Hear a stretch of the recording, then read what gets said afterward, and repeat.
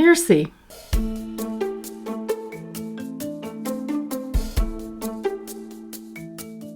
So if you're a coach, as so many people in your audience are, the idea is you will intentionally calm yourself, ground yourself down. You might even do some just very gentle shrugs yourself to release tension. Ground yourself down, begin to breathe deeply, and really feel calm and centered and relaxed. And your clients will follow to a large extent without saying a word about it. Hi, I'm Dr. Irena O'Brien, and you're listening to Neuroscience of Coaching. I'm a cognitive neuroscientist with almost 30 years of study and practice in psychology and neuroscience. And as the founder of the Neuroscience School, I teach coaches and other wellness professionals real-world, evidence-based strategies to use in their own practices. In each episode, I invite a seasoned coach to discuss a topic that affects our field, and together, we provide you with science-based tools to help your clients reach their goals by working with their brains to create results that last. Today, we'll be talking about the mind-body connection, something that was given very little attention in Western science a few decades ago, but now, concepts once associated with fringe counterculture communities and alternative healing have become far more mainstream.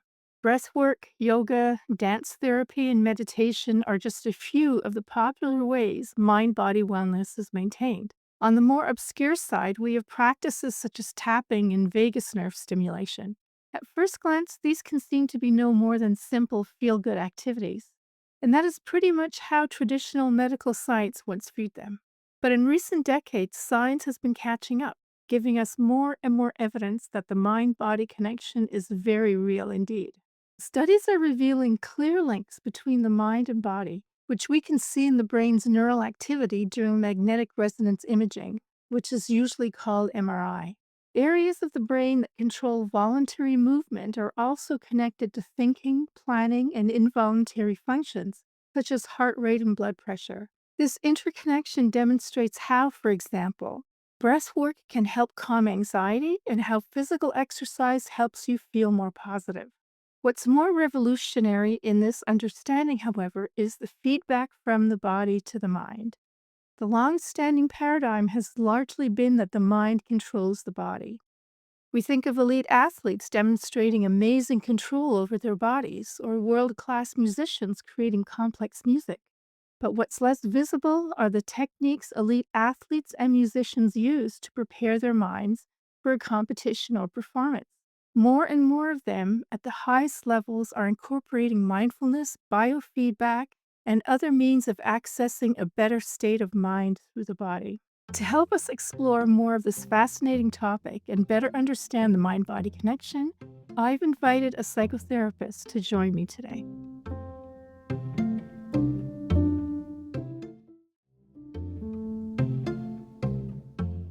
Richard Chandler is a seasoned executive coach, business partner consultant, and psychotherapist. He has a unique ability to deeply understand relationships, their psychological intricacies, and the nuances of effective communication. Through his business, Strategic Leadership Consultants, Richard delivers confidential one-to-one business consulting and executive coaching for owners, CEOs, and their executive leadership and operational leadership teams. In support of his professional and personal wellness, he is also a longtime practitioner of yoga. So, Richard, thank you so much for joining me on the show today. Very happy to be here, Irena. So, Richard, both personally and professionally, how did you come to have a big interest in this topic? Well, it's not only yoga. I'm actually also a musician playing woodwind instruments, including bassoon, contrabassoon, and all the saxophones. And I look at those skill sets with music, as well as I do composing, but the physical playing of instruments, as well as doing yoga, which I've done for decades, informs the absolute connection between mind activities and body activities. And the two, for me, are inseparable. So, for clients who are more skeptical of the mind-body connection, what are some techniques you use to help them see it's real and can have great benefits? For both my psychotherapy clients and also my executive coaching clients, what they often find themselves doing is holding their bodies tight and not breathing fully. And I help educate them about their nervous system and how it works. Just simple things like, we have the sympathetic nervous system, and at the most activated level, it's fight, flight, or even freeze. And we go to lower levels of the sympathetic nervous system, and we get to maybe getting work done, but doing it in ways that feel pressured, like time pressure and maybe mild irritation. And it's not as much as a fight, flight, or freeze, but it still isn't feeling good. And so that we could just say that's maybe more in the middle of the sympathetic nervous system range. And then we go to the lower sympathetic nervous system range, and we get to what most people experience as the zone, where we're getting our work done. Time goes very fast, and we are in kind of a professional mode, and we're feeling good about our work. And we look up at the clock and we say, oh my gosh, an hour's gone by and it only feels like 15 or 20 minutes. And in terms of our nervous system, that's the lower level of the sympathetic daytime nervous system. So I walk clients through that, and then we talk about the transition into the parasympathetic nervous system, which on the upper level of the parasympathetic, that's like digesting food. And it's also about relaxing, just feeling nice and chill, really nice and relaxed. We go to the lowest level and we go into sleep, first light sleep and then deep sleep. So I'll just take the time like we've done now to map out the sympathetic and parasympathetic nervous system. And for some of my clients, I have a lot of clients that know this already. It's just a very quick review. The next thing is then to help them to move from a higher level to a lower level, because most people are too high in the sympathetic nervous system levels. They're oftentimes feeling time pressured, irritated, and with that, there's tightening in their body, there's feelings of tension, and they're feeling, stressed out. And so as they can lower their levels, they will do much better. And so I teach them then how to lower their levels very, very quickly. Yeah, and you do that through the body, right? Because I always say to my students that you can't control the mind with the mind. You have to use the body, right? If you calm the body, the mind will follow. Right, because the body is easier to actually have it do something different. The mind is much more tricky. And so that's very good counsel for your clients. Absolutely. Yeah. I mean, because it's hard to will yourself to not be anxious, but you can use breath work to calm your body. Yeah, that's right. So breath work is one way. The first way that for me, the easiest way is to first get rid of this feeling of tension and tightness. And I ask them to learn how to discharge their nervous system. So you could do this with me if you want. We just simply right where you're at, kind of shrug your shoulders a little bit, kind of shrug them fast. Okay. Yeah, like that. Yeah, I'm kind of really shrugging. floppy. I'm Yeah, shrugging. that's it. That's it. And then we could also shake our hands, right? You could shake your hands, right? That's one way. We could even stand up and kind of jump up and down a little bit, or maybe not quite so radically as that. Just lift up onto our heels and back down while we're shrugging our shoulders all the way up and all the way down and shaking our hands. That's a very quick way to discharge. And you'll feel a difference. Often after even a half a minute doing this, you'll feel much more release, like you're not holding tension. Yeah, one of my students asked me about that, about the shrugging, and I had never heard of it before, but she mentioned it, and I thought, well, yeah, because a big way to discharge is really just to move your body. Absolutely. Any movement to the body will help. This is a very fast way because a half a minute of shrugging and shaking your hands and maybe jumping up and down a little bit or just lifting onto your heels will very quickly release the nervous system. And the charge builds up over time. So just doing this once in a while during the workday will actually help tremendously. Yeah. So one of the things that I recommend is heart rate variability training. Yes, it's excellent. I've done that. It's really good. Yeah. So heart rate variability training it's slow, longer breaths. And the timing is that the out breath should be at least as long as the in breath, right? I mean, they're all different methods of breathing, but this is the simplest one. And so what you're doing then is with the breath like that, you're balancing out the sympathetic and the parasympathetic nervous system activation. Absolutely. And just by doing that, you'll lower the level. Whatever level you're at, you'll lower it. And which is really good. Most times our nervous systems are running at a speed that's not optimal for what we want to do. Exactly. And if you get really good at heart rate variability, you can live in that state the entire day and still get a lot of things done. But because you're balancing, right, the sympathetic and parasympathetic nervous system activation, you're not stressing the body and your mind is not going into anxiety. Right. Absolutely.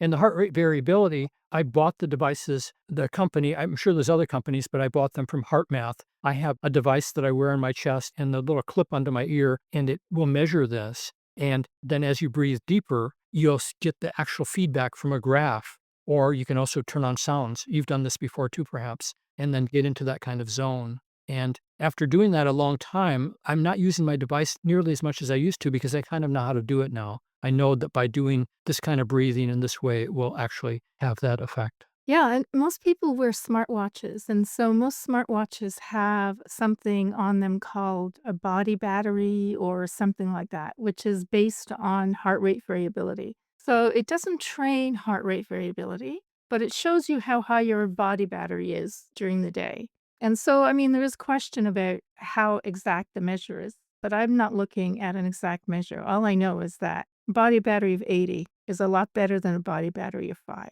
Yes, absolutely. Right, so the higher the heart rate variability, the less stressed you are. Yeah. And let me just share one other way of doing things. So we've talked about discharging your nervous system, and we've talked about breathing, slow, deep, and connected breathing. So after you get to the top of your inhale, you go right into your exhale. And after the exhale, you don't wait too long before you go into your inhale. You go right into your inhale or connected even. There's one in between those two. And what I call this is grounding down into the body. Our nervous system will also drop levels if we focus on our lower body. And everyone right now, if unless you're driving a car, even then you could probably do it, but just don't close your eyes. But what you do, let's just do this together. Just sit tall and just notice where your feet are in touch with the floor, or if you are in a car, the floorboard. And then notice the pressure of your body against your seat. And in addition to the pressure of where your body is in connection with your seat, also notice there's more heat in that place.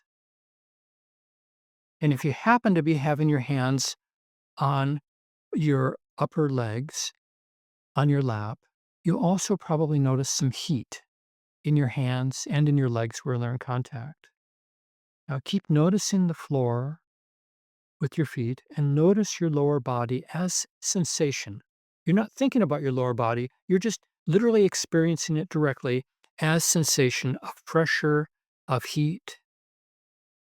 And as you're doing that, you'll probably notice that you're feeling a little more calm than you were before we started. Yeah. And then, so you can do this, I call it grounding down into the body.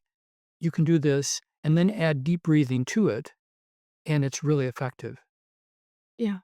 It brings you, fully into the present moment. It sure does, and into a state of further relaxation.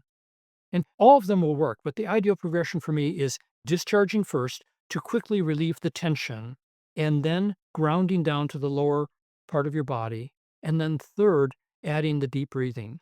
And you could do those very quickly. You could just simply shrug for just 5 seconds and then feel your lower body and begin to deep breathe at that point.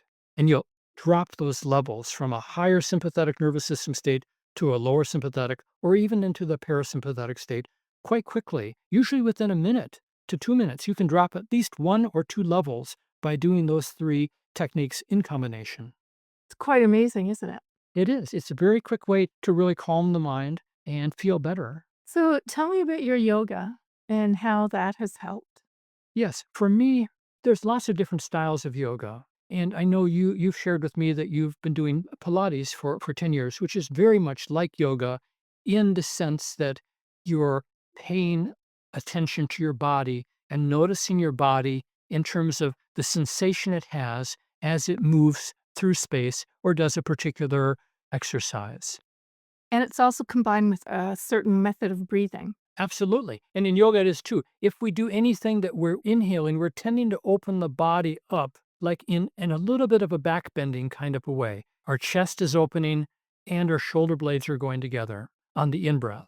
And then on the out breath, maybe where we're now doing a forward bend, then we're doing an exhalation. And so we're synchronizing our breathing with our movement, with opening movements on the inhale and, if you will, closing movements on the exhale.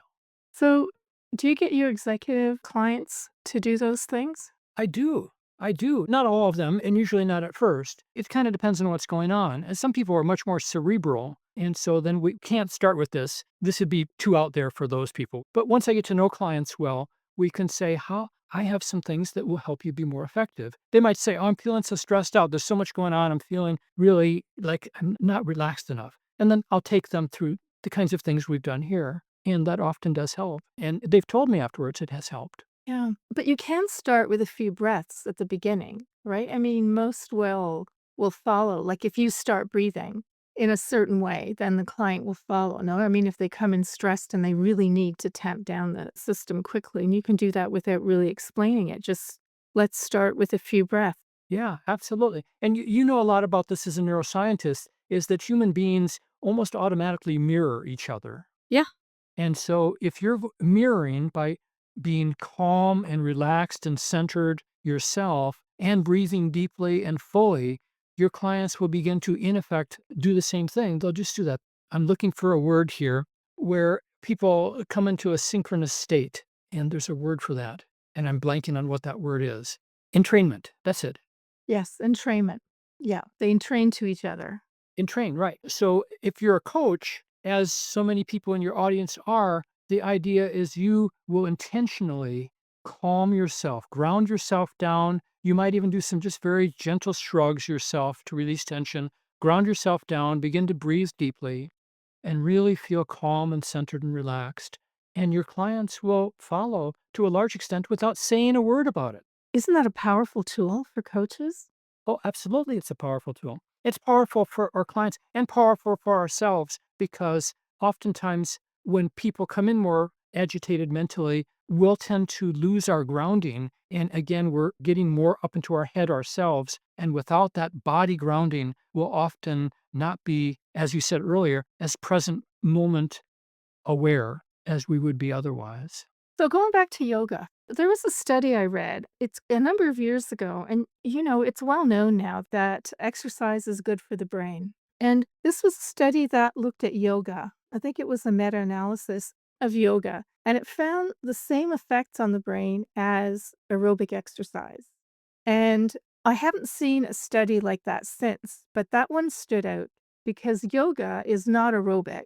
And so they surmised that perhaps it's really not the exercise, but it's the breath work that is good for the brain. Yeah, because in all the moves you're endeavoring to do as a practitioner, you're endeavoring to synchronize your in breath with a particular kind of, as I said, an opening movement and your out breath with a closing movement. An opening movement where you're expanding your chest, your shoulder blades are going together, and a closing movement where you're perhaps like a forward bend, you're going forward.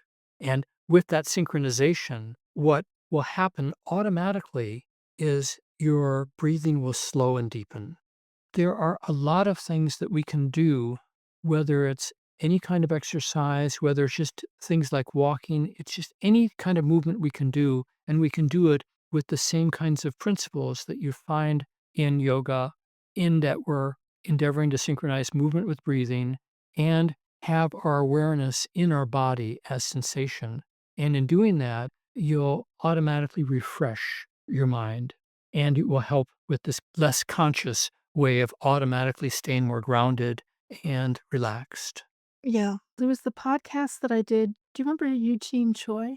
Eugene Choi used to be Oh, yes, I do know one Eugene of the Troy. I coaches. remember, Yeah, yeah. yeah, Yeah, Eugene he's Choi. a neuroscience guy too, and he has his Yeah. own coaching things. Yeah, so he was a guest on my podcast in one of my earlier shows, and we talked about how we should be living in the parasympathetic nervous system, and I've seen that other places too, that that is our natural state, and then we only exit the parasympathetic nervous system to get things done, and then we come back to the parasympathetic nervous system. So whether you agree with that or not, because I can see in your eyes that you don't, I don't. but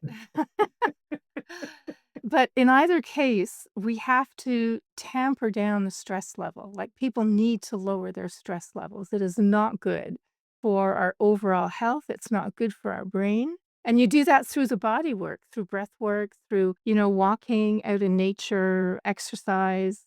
Yeah. We burn excess energy unnecessarily and unproductively by having our nervous system run in too elevated a state, too much high up in the sympathetic nervous system. And it's not necessary and not helpful. And simply by bringing the levels down, you're going to do better. So I agree with Dr. Choi in this sense that overall, we're unnecessarily having too activated of a nervous system for most things that we do. However, there are ideal states of even using the middle range of the sympathetic nervous system that are helpful. If you really do have a lot to do, can you do it and not feel like tremendous pressure where you're feeling tightened, but you're still feeling somewhat relaxed, but you're using that time deadline to get a lot done in a short period of time? You could do that, especially if you intentionally say, I'm going to run my nervous system at this level right now to get a lot of stuff done and use this deadline in a helpful way. But if you go all the way toward fight or flight, that's too far, right? Or if you go to the place of getting irritated and upset and kind of swearing under your breath, that's too much. Most times we can get the most done in life if we stay at the lowest level of our sympathetic nervous system, which is again often called in the zone. We're alert, but we're relaxed and we're able to get a lot of things done, but it's not necessarily the state that we digest food, which is parasympathetic. Yeah, there are days when I can do that, where I find that my body battery can go up during the day, even as I'm working. Yes, excellent. So you asked before, especially as coaches, how we can incorporate this more into our work for ourselves and for our clients. How do you do it first for yourself? How do you yourself use the kinds of things you've learned in Pilates and other body mind kinds of things yourself to feel like you can be just, more grounded, more centered? What kinds of things have you done? I exercise 5 days a week. I do Pilates one day, you do yoga another day, I go to the gym for 3 days. So I do aerobics. Yeah, I do, treadmill. Yeah, treadmill and weight training. Wow, I'm impressed. And you're doing it so well with so much variety. The variety is really good. I think sometimes people with yoga, they become like all they do is yoga and they actually don't do themselves as much good as if they would break it up like you broken it up into walking aerobics and weight training, that sort of thing. So good for you. Yeah, that's what I do. And also, exercise protects you against cognitive decline as you get older. Yeah, all that circulation, you get all that circulation going, it clears up much more debris in the body and in the brain. Yeah, and there's even newer research now that shows that even after 15 minutes of like a moderate intensity stationary cycling, but we're talking about aerobics here, can lead to faster reaction times on working memory tasks across all ages. Yes, absolutely. Very, very helpful. If people have some traumatic things that have happened and they've not been able to get the help they needed shortly after the time of the actual traumatic thing, so they've been holding something in, it's kind of like having part of your energy deployed in a wasted way. If you can think of a house that uses energy, but the insulation is poor, but maybe you have one particular window that's just terrible leakage of energy. And so trauma work is like taking that one area of your house that's leaking a lot of energy and putting some time and attention into it. And I would suggest the optimal way to do that is with an actual therapist. With therapeutic work like this, with a psychotherapist, you can look at those kinds of experiences that may have happened many years ago, maybe in childhood, and find a way to reorient yourself toward them. And in doing this work, you can also use the body as your ally. So when I work with trauma with people, their body is an ally. So I will definitely share with them the kinds of things I shared already with discharging, grounding down, and deep breathing. And also their body as an ally in that there's places we feel strong in our bodies. And if we link places we feel strong in our bodies with whatever kind of difficult memory, we in some ways use the strength in our bodies to support the time when we felt perhaps weak and overwhelmed. And so that's another way that the body can be used to help, in some ways, the mind and its memories to heal. Yeah, yeah, and also because these emotions are stuck in the body, right? That's where we feel them. Yes, they're housed in the body. Yeah, they're housed in the body. Yeah. So years ago, before I became a psychotherapist, I was a body worker. And that's how I kind of got into yoga and body work. I did that for really 2.5 decades with some overlap between being a psychotherapist and a body worker. So I worked with people's bodies. And so I studied with Peter Levine for a short time. It's just like a workshop. It was like a conference, and you spend a day with Peter Levine, and I did. And then I also, in that conference, I could study with some people that studied with him. And while I was still a body worker, before I became a psychotherapist, I helped primarily women who had sexual trauma. And just the fact that they're in a room with a man, if the man was the perpetrator back then, that in itself, it was an accomplishment to be able to stay in a room with a man doing the body work and not feel like, if they go into fight and flight, wanted to run out of the room. So I worked with this, with the body, using his methodologies, and it was very effective. And back then, I wasn't a talk therapist, so people would start talking about their story, and I say, no, I'm not going to hear that. Share that with your psychotherapist. And because I only worked on people that were working concurrently with a psychotherapist. But it was a lot of things where if they were saying, gosh, I'm feeling this thing from what happened. I said, where do you feel it in your body? And they say, oh, I feel it in my chest. I said, okay, let's put a hand on your chest. Okay. And then I say, where did you feel strong in the body? And oftentimes it was the lower body, like we talked about before. You say, I feel strong in my legs. Okay, great. Put a hand on your legs and feel the strength in your legs helping up here in your chest. And that was very effective. So is he the one who invented somatic therapy?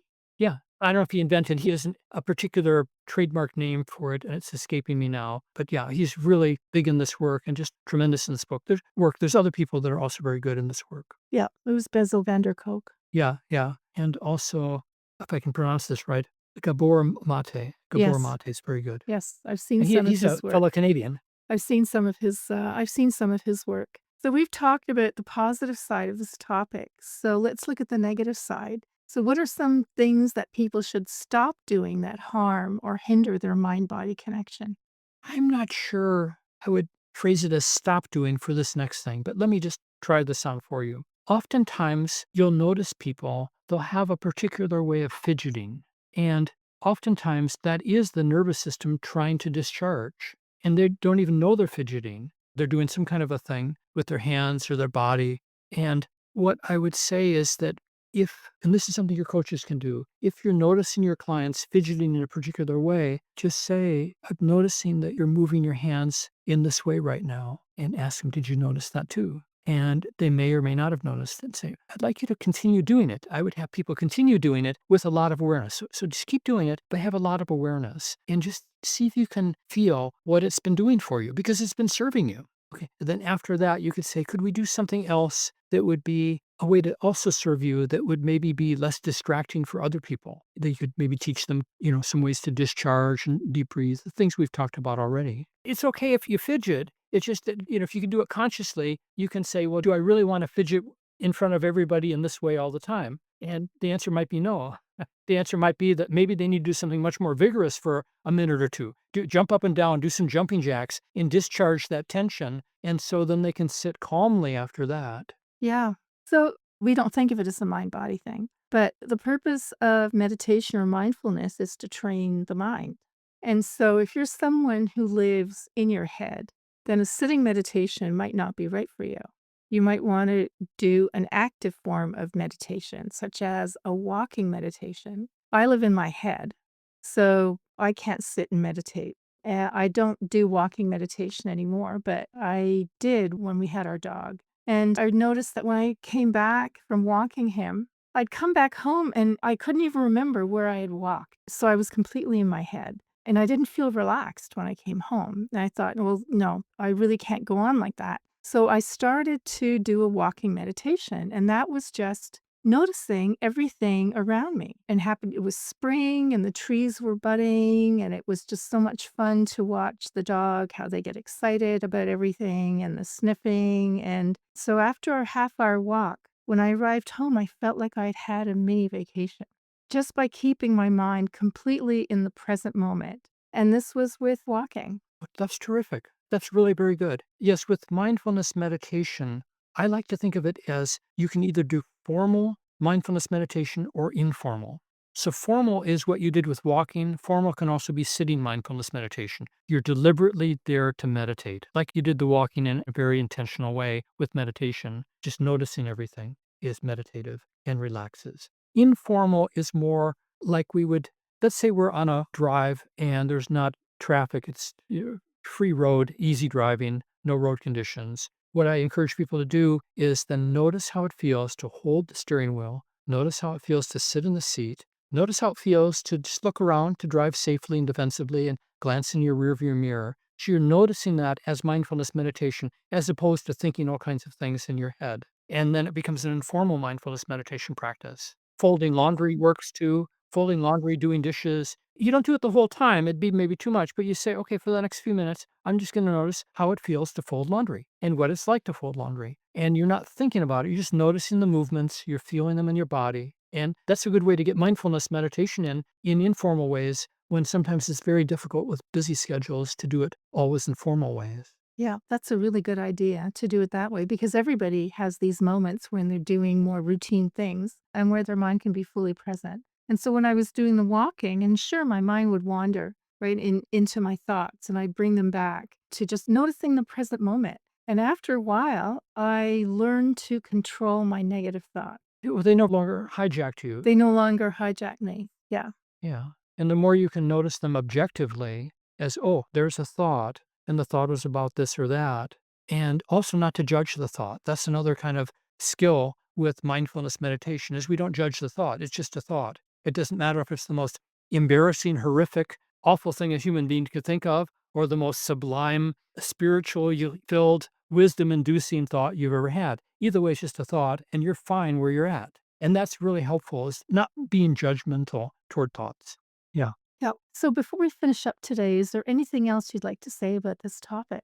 Yes, that anytime we look at what we automatically do in our lives, whether it's eating, it's just walking from one place to the next, if we can just bring awareness to those activities and notice what the body is doing and how the body feels as it's doing it, notice what the mind is doing in an objective way. We're just noticing it. We're not trying to control it, but just notice it. We're automatically doing mindfulness meditation in an informal way, which will be helpful. And I'm sure if you do this, you'll find that you do feel a bit more relaxed afterward. Okay, thank you, Richard. That's an excellent thought to close our conversation. So, what's the best way for listeners to learn more about you and your work? Probably the best way is just to go to one of my websites, my website for doing the coaching, consulting, and business partners counseling, kind of like marriage counseling for business partners, which is a great deal of the work I do, is to go to my website, strategicleadershipconsultants.com. And if they're interested in music composition and my life as a performing composer, then richardjchandler.com will do. Thank you for that, Richard. I truly appreciate your time on the show today. It's been so much fun. So, thank you everyone for listening. As coaches, we owe it to our clients to stay on top of the latest understanding in science in terms of how the mind and body interact. Whether this is an integral part of your practice already or something you know less about, we can fully expect that the mind-body connection will become more and more important to the role we play in our clients' wellness. And while this doesn't mean you need to become an expert in holistic body work or mindfulness, it does mean that coaches in general will be more successful through knowing more about these mind-body modalities.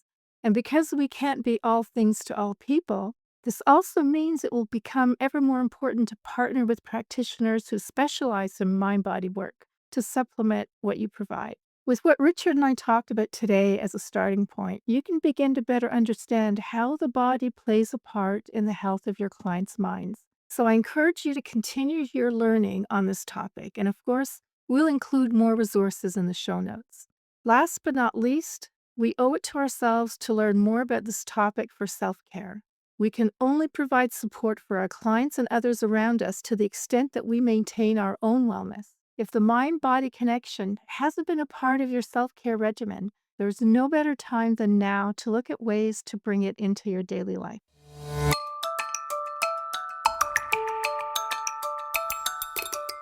I'm Dr. Irena O'Brien, and you've been listening to Neuroscience of Coaching. You can find out more about me at neuroscienceschool.com. Neuroscience of Coaching is a part of the Mirasee FM podcast network, which also includes such shows as Just Between Coaches and To Lead is Human. This episode was produced by Andrew Chapman.